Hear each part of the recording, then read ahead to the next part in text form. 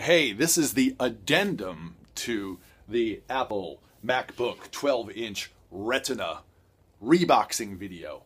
Why it's going back. I'll tell you why. It comes down to the ports. We're not totally wireless yet. We can't just charge things, through ESP. You do need some kind of connectivity to charge it, and Apple has opted for this one port to do it all. And it's going to maybe be a while before there are third-party companies supporting everything that one powerful port could do. In the meantime, you've got a hot mess of strange adapters and things. And I'm going to rebox the adapter. I'm going to rebox the computer. And why? I forgot to even mention on the previous video the lack of Thunderbolt port. And some of you may have Thunderbolt on your existing MacBook Pro or MacBook Air and not even know what it is, maybe never even get around to using that little Thunderbolt port. Well, it's got a lot of power, and I'm not saying that USB 3.1 won't eventually have the power, but right now there's the power. Thunderbolt, there are peripherals that you can get where you get, from one Thunderbolt cable, you get all those different ports, so you could just go home, plug in one Thunderbolt cable to your MacBook Air or MacBook Pro, and then everything else at your home desk could be plugged in. You could have your monitor. You could have a full-size external keyboard and mouse if you wanted to. You could have a whole array of external hard drives, whether they're USB 3.0 or firewire. You get a Thunderbolt Echo port on the way out to go to yet other Thunderbolt peripherals. You get audio input-output jacks, and you get old-school fast Ethernet. Wi-Fi is not the fastest internet connection. Ethernet is still, there's something to be said for Ethernet. So consider all of that. Consider all of that. Is a Thunderbolt port important to you?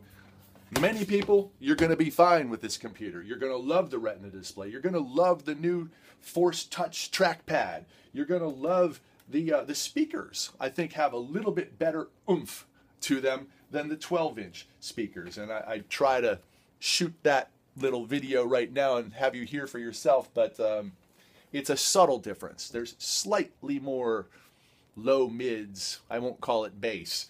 There's slightly more presence with the speakers on this one. The keyboard has a nice touch to it. It doesn't depress as much as the old keys, but it doesn't take long to get used to. So it is a beautiful design. I want to love it. And yes, Apple is still manufacturing the MacBook Air for those of us who still need the ports. But this was rumored forever to be the new Retina MacBook Air. But instead they come out and they call it the Retina MacBook. And why? It doesn't have the ports. So Apple, could you please come out with a Retina MacBook Air that has the Retina display? It's thinner and smaller than any MacBook Pro, and it still has at least the Thunderbolt port.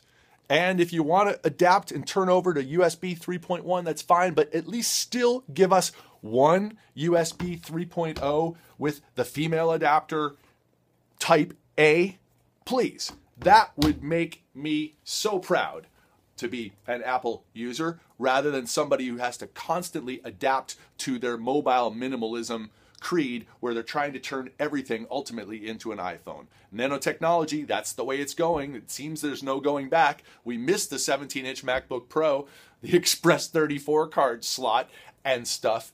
So old school, mid school, I like to look forward into the future, technomadic, mobile, multimedia.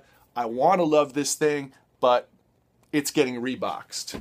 So here we go. The AC adapter in the box. The silly little cable doesn't quite fit in the box. I'll hand that to somebody separately. And look at that. It's such a cute little box. Rebox, rebox, rebox. MacBook 12-inch Retina, waiting for the next version. Thanks a lot, Apple. I am EKG Electro Greg, representing Solar Sonic. Thanks for watching. Over and out.